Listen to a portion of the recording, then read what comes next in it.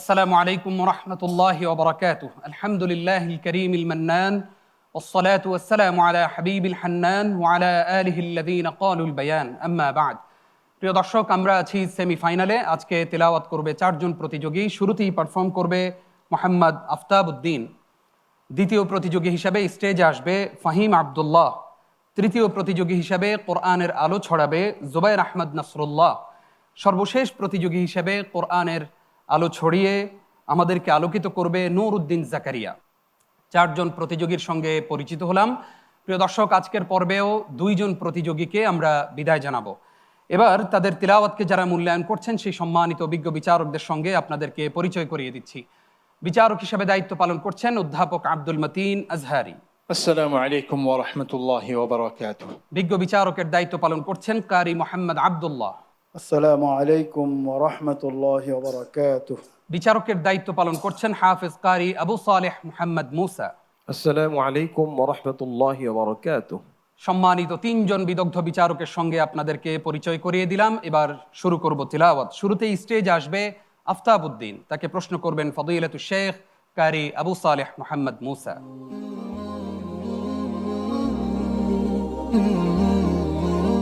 আসসালামু আলাইকুম ওয়া রাহমাতুল্লাহি ওয়া বারাকাতুহু। ওয়া আলাইকুম আসসালাম ওয়া রাহমাতুল্লাহি ওয়া বারাকাতুহু। আউযু বিল্লাহি মিনাশ শাইতানির রাজীম। বিসমিল্লাহির রাহমানির রাহিম। واللائي يئسن من المحيض من نسائكم إن ارتبتم فعدتهن ثلاثة أشهر. أعوذ بالله من الشيطان الرجيم. بسم الله الرحمن الرحيم.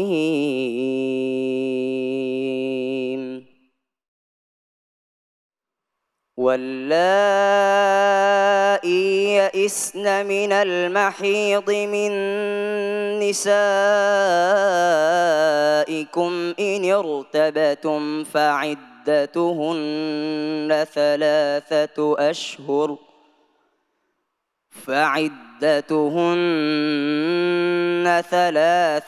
أشهر واللائي لم يحضن وأولاة الأحمال أجلهن أن يضعن حملهن ومن يتق الله يجعل له من أمره يسرا. ذلك أمر الله أنزله إليكم ومن يتق الله يكفر عنه سيئاته ويعظم له أجرا. أسكنوهن من حيث سكنتم من وجدكم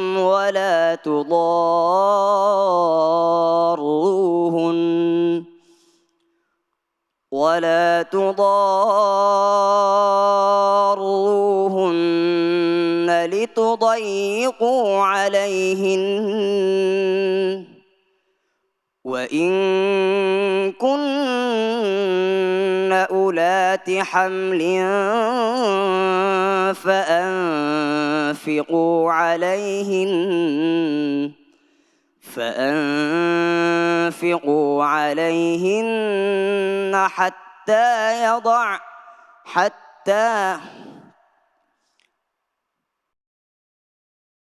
وإن كن أولات حمل فأنفقوا عليهن حملهن حتى يضعن حملهن وإن كن أولات حمل فأنفقوا تنفقوا عليهن حتى يضعن حملهن فإن أرضعن لكم فآتوهن أجورهن وأتمروا بينكم بمعروف وإن تعاسرتم فسترضع له أخرى لينفق ذو سعة من سعته ومن قدر عليه رزقه فلينفق مما آتاه الله لا يكلف الله نفسا إلا ما آتاها سيجعل الله بعد عسر يسرا حسبك. صدق الله العظيم আমরা আফতাবউদ্দিনের তেলাওয়াত সম্পর্কে মন্তব্য শুনতে চাই ফদিলাতুল উস্তাজ কারি আবু সালেহ মুহাম্মদ মুসা আপনার কাছ থেকে। আফতাবউদ্দিন মাশাআল্লাহ ভালো হয়েছে। এই হোঁচট খাওয়া কোরআনের ক্ষেত্রে এটা হতেই পারে, এই জন্য মন খারাপের কিছুই নেই। তোমাকে একটু অনুরোধ করবো, তুমি অনেক সময় বেশি নামিয়ে ফেলো। বেশি নামানোর কারণে তোমার ভয়েস বেশি মোটা হয়। অনেক সময় যেখানে পাতলা গুন্না পাতলা হবে সেখানেও যেমন ফালিউন ফিক মিম্মা আওয়াজটা মিম্মা হবে, তোমার শোনো মিম এমন শোনা যায়। এই ভুলগুলো থেকে বের হয়ে আসতে হবে। আল্লাহ তোমাকে অনেক বড় করুন, আমিন। মন্তব্য করবেন কারি মোহাম্মদ আব্দুল্লাহ। মাশাআল্লাহ, আফতাবউদ্দিন বারাকাল্লাহ ফিক, ফাতহাল্লাহু আলাইক। আফতাবউদ্দিন সবসময় ভালো তেলাওয়াত করে আসছে, বিনা লোকমায় তেলাওয়াত করতে আসছে। আজকে তার ভাগ্য ফেভার করে নাই, সে একটা লোকমা খেয়ে গেছে। তো তেলাওয়াতের ব্যাপারে আলহামদুলিল্লাহ বেশ ভালো, তুমি ভবিষ্যতে অনেক বেশি ভালো করবে। তো যাই হোক, আমরা দেখি তোমার ভাগ্যে কি আছে। বারাকাল্লাহ ফিক, হাইয়াকাল্লাহ। আমরা মন্তব্য শুনতে চাই অধ্যাপক আজহারি আপনার কাছ থেকে। বারাকাল্লাহ ফিক। সম্মানিত উপস্থাপক, আফতাবউদ্দিন বরাবরই সুন্দর তিলাওয়াত উপহার দিয়ে আসছে। দেশ এবং জাতি সবাই তা দেখেছেন এবং উপভোগ করেছেন। আজকে আমরা আফতাবউদ্দিনের জন্য দোয়া করব, সে যেন ভবিষ্যতে আরো সুন্দর করতে পারে এবং তার স্বপ্ন যেন প্রতিফলিত হয় কোরআনকে কেন্দ্র করে। আল্লাহ পাক তাকে কবুল করুন, আমিন। আফতাবউদ্দিন অনেক দূরে গিয়ে যাও, সেই দোয়া রইল। আসসালামু আলাইকুম ওয়া রাহমাতুল্লাহি ওয়া বারাকাতুহু। ওয়ালাইকুম আসসালাম ওয়া রাহমাতুল্লাহি ওয়া বারাকাতুহু। প্রিয় দর্শক, আসবে ফাহিম আব্দুল্লাহ, তাকে প্রশ্ন করবেন ফদিলাতুল উস্তাজ কারি মোহাম্মদ আব্দুল্লাহ।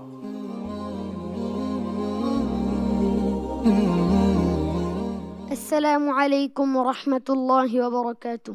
ওয়ালাইকুম আসসালাম রহমতুল্লাহ বরকাতু। ফাহিম আব্দুল্লাহ, কেমন আছো? الحمد لله أستاذ جابنا كمان আছেন? হ্যাঁ, রেডি তো ইনশাল্লাহ? হ্যাঁ, জি ইনশাআল্লাহ। أعوذ بالله من الشيطان الرجيم. ألم تروا أن الله سخر لكم ما في السماوات وما في الأرض وأسبغ عليكم نعمه. أعوذ بالله من الشيطان الرجيم. بسم الله الرحمن الرحيم. ألم تروا أن الله سخر لكم ما في السماوات وما في الأرض وأسبغ عليكم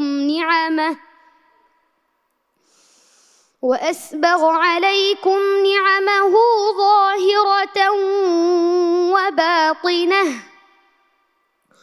ومن الناس من يجادل في الله بغير علم ولا هدى ولا كتاب منير. وإذا قيل لهم اتبعوا ما أنزل الله قالوا بل نتبع ما وجدنا عليه آباءنا أولو كان الشيطان يدعوهم إلى عذاب السعير ومن يسلم وجهه إلى الله وهو محسن فقد استمسك بالعروة الوثقى وإلى الله عاقبة الأمور ومن كفر فلا يحزنك كفره إلينا مرجعهم فننبئهم بما عملوا إن الله عليم بذات الصدور نمتعهم قليلا ثم نضطرهم إلى عذاب غليظ ولئن سألتهم من خلق السماوات والأرض ليقولن الله قل الحمد لله بل أكثرهم لا يعلمون لله ما في السماوات والأرض إن الله هو الغني الحميد حسبك صدق الله العظيم মাশাআল্লাহ। আমরা ফাহিম আব্দুল্লাহর তেলাওয়াত সম্পর্কে মন্তব্য শুনতে চাইব। প্রশ্নকারী উস্তাজ কারি আব্দুল্লাহ আপনার কাছ থেকে। মাশাআল্লাহ ফাহিম আব্দুল্লাহ বারাকাল্লাহু ফিক ফাতহাল্লাহু আলাইক আহসানতা।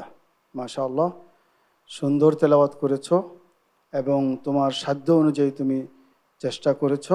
তোমার একটা জায়গা দিয়ে ওয়াসবাগা আলাইকুম নিআমাহ এই জিনিসটা পরিষ্কার হয় নাই, তুমি আরও সতর্কতার সহিত তেলাওয়াত করবে। গলায় একটু আটকে গেছিল পড়েছো কিন্তু আমরা একটু অস্পষ্ট শুনতে পেয়েছি, ঠিক আছে? আর তারপর হচ্ছে যে তোমার যে তাড়াহুড়ো এর আগের এপিসোডও বলেছিলাম, এটাকে তুমি ওভারকাম করবে, তাহলে ভবিষ্যতে আরও ভালো করতে পারবে ইনশাআল্লাহ। বারাকাল্লাহু ফিক হাইয়াকাল্লাহ। মন্তব্য করছেন উস্তাজ কারি আবু সালেহ মুহাম্মদ মুসা। মাশাআল্লাহ ফাহিম আব্দুল্লাহ, খুব সুন্দর হয়েছে। তোমার মতোই খুদে এক প্রতিযোগী অসংখ্য প্রতিযোগীকে পিছনে ফেলে সেমিফাইনাল পর্যন্ত আসা, এটা একটা অলৌকিক বিষয়। আমাদের কাছে এটা মিরাকল।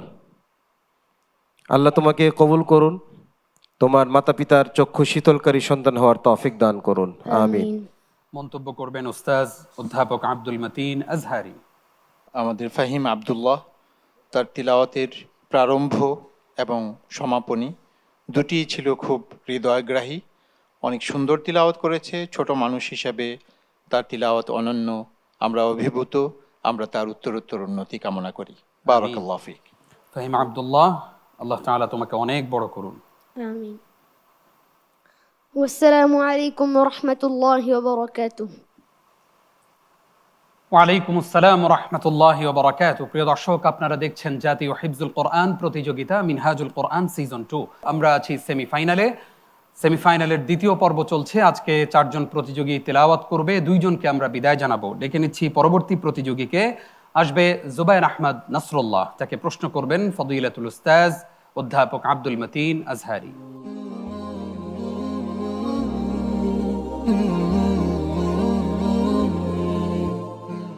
السلام عليكم ورحمة الله وبركاته. وعليكم السلام ورحمة الله وبركاته. اقرأ من قوله تعالى: ألم أعهد إليكم يا بني آدم ألا تعبدوا الشيطان إنه لكم عدو مبين. أعوذ بالله من الشيطان الرجيم.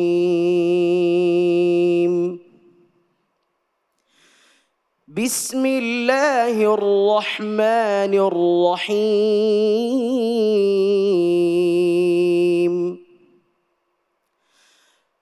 ألم أعهد إليكم يا بني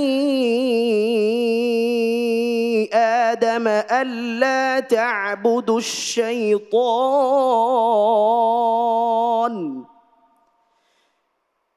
إنه لكم عدو مبين وأن اعبدوني هذا صراط مستقيم ولقد أضل منكم جبلا كثيرا أفلم تكونوا تعقلون.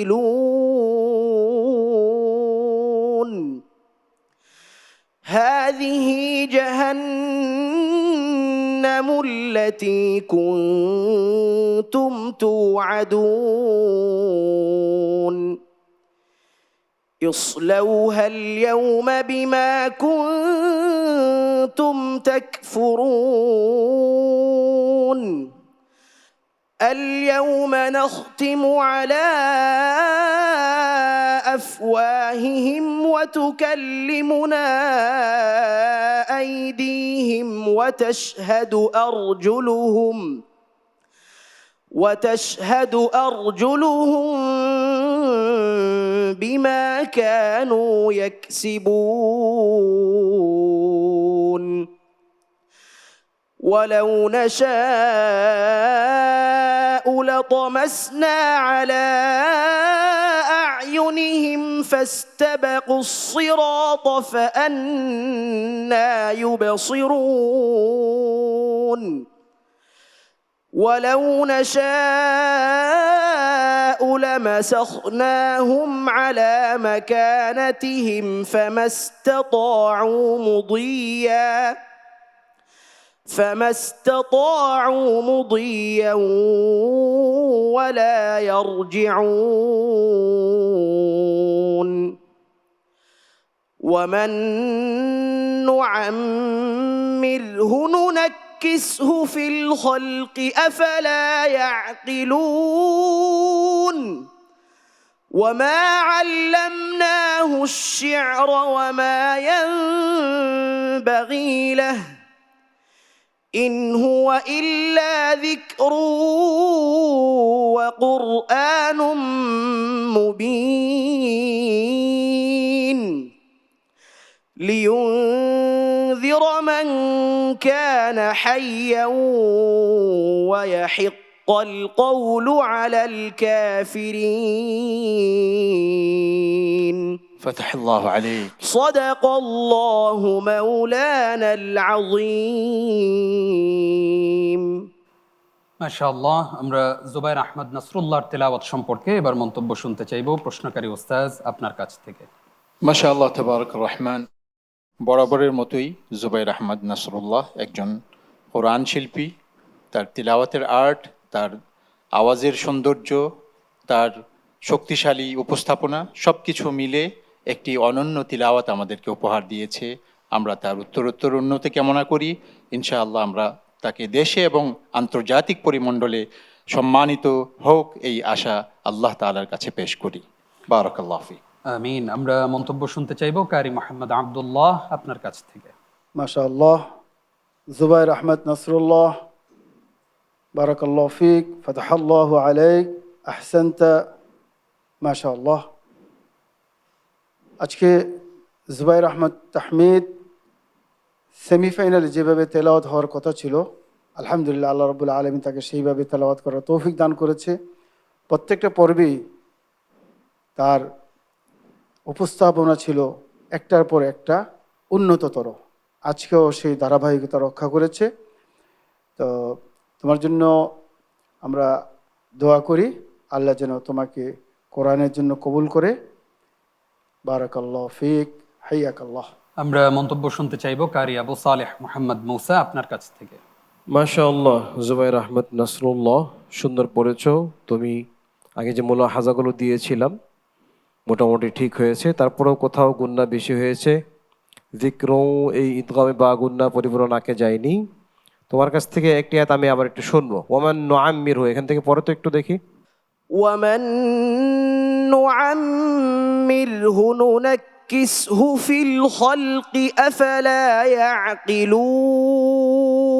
ঠিক আছে, মাশাআল্লাহ, সুন্দর হয়েছে। আল্লাহ তোমাকে সর্বোচ্চ সফলতা দান করুন, আমিন। আমিন। জুবাইর আহমদ নাসরুল্লাহ, আল্লাহ তাআলা তোমার স্বপ্নগুলো পূরণ করুন। اللهم آمين. والسلام عليكم ورحمة الله وبركاته.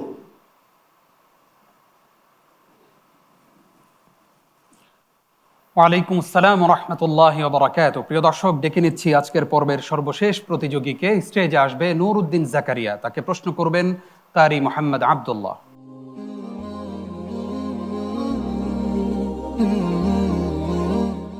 আসসালামু আলাইকুম ওয়া রাহমাতুল্লাহি ওয়া বারাকাতুহু। ওয়ালাইকুম আসসালাম রহমতুল্লাহ বরকাত। নুরুদ্দিন জাকারিয়া, কেমন আছো? আলহামদুলিল্লাহ, আমি ভালো আছি। উস্তাদ জি, আপনি কেমন আছেন? আলহামদুলিল্লাহ। তোমার জন্য প্রশ্ন হচ্ছে, আউযু বিল্লাহি মিনাশ শাইতানির রাজীম। والذين يرمون المحصنات ثم لم يأتوا بأربعة شهداء فاجلدوهم 80 جلدة. أعوذ بالله من الشيطان الرجيم. بسم الله الرحمن الرحيم. والذين يرمون المحصنات ثم لم يأتوا بأربعة شهداء فاجلدوهم 80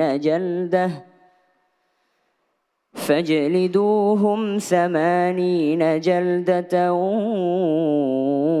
ولا تقبلوا لهم شهادة أبدا وأولئك هم الفاسقون. إلا الذين تابوا من بعد ذلك وأصلحوا فإن الله غفور رحيم. والذين يرمون أزواجهم ولم يكن لهم شهداء إلا أنفسهم فشهادة أحدهم 4 شهادات بالله إنه لمن الصادقين. والخامسة أن لعنة الله عليه إن كان من الكاذبين. ويدرأ عنها العذاب أن تشهد 4 شهادات بالله إنه لمن الكاذبين. والخامسة أن غضب الله عليها إن كان من الصادقين. ولولا فضل الله عليكم ورحمته وأن الله تواب حكيم إن الذين جاءوا بالإفك عصبة منكم لا تحسبوه شرا لكم بل هو خير لكم لكل امرئ منهم ما اكتسب من الإثم والذي تولى كبره منهم له عذاب عظيم حسبك صدق الله العظيم মাশাআল্লাহ, আমরা নুরউদ্দিন জাকারিয়ার তিলাওয়াত সম্পর্কে এবার মন্তব্য শুনতে চাইব। প্রশ্নকারী উস্তাজ কারি মোহাম্মদ আব্দুল্লাহ, আপনার কাছ থেকে। মাশাআল্লাহ, নুরউদ্দিন জাকারিয়া ফাতাহাল্লাহু আলাইক, তাকাব্বালাল্লাহ।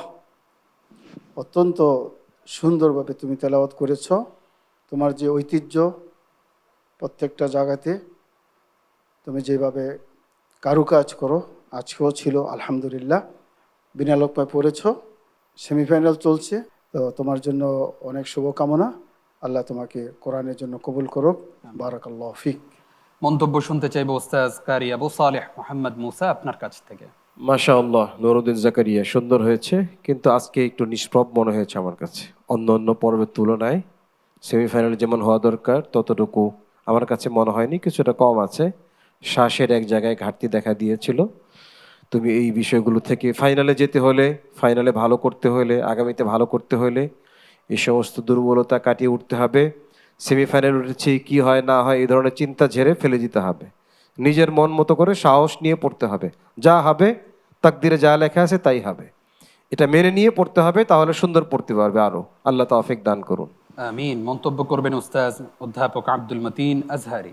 সম্মানিত উপস্থাপক, আমি নুরউদ্দিন জাকারিয়াকে অনুরোধ করব, তুমি পৃষ্ঠা শুরু থেকে প্রথম আয়াতটা আমাকে আবার একটু শোনাবে।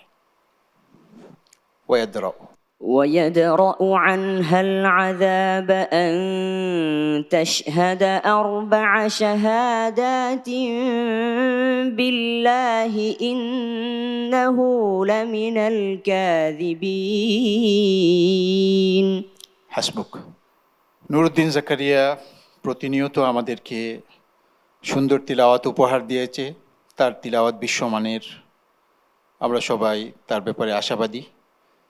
আল্লাহ পাক কোনো কোনো জুবানকে কোরআনের জন্য কবুল করে থাকেন, আর সেই জুবানটি, সেই ব্যক্তিটি হয় একটা উম্মতের সমান। একজন ব্যক্তি একটা উম্মতের সমান।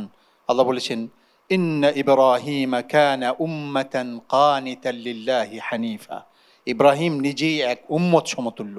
তো আমি আশা করব আল্লাহ তাআলা নুরউদ্দিন জাকারিয়াকে কোরআনের বদৌলতে একটি উম্মত সমতুল্য করে তুলবেন। আল্লাহ পাক তোমার আলো বিশ্ব জুড়ে ছড়িয়ে দিবেন। বারাকাল্লাহু ফিক ওয়া ওয়াফাকাকাল্লাহ।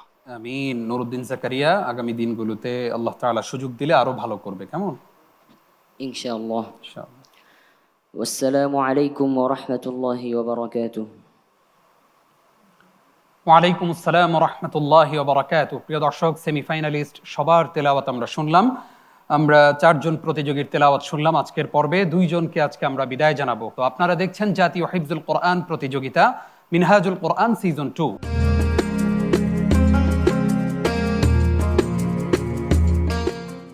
আমরা আছি সেমিফাইনালের দ্বিতীয় পর্বে, অর্থাৎ আজকের পর্বের 2 জন চলে যাবে ফাইনালে এবং 2 জনকে আজকে আমরা বিদায় জানাবো। আমি ঘোষণা করতে চাই সেই 2 প্রতিযোগীর নাম যাদেরকে আমরা বিদায় জানাচ্ছি। আমাদের কাছ থেকে বিদায় নিচ্ছে আমাদের প্রতিযোগী আফতাবউদ্দিন।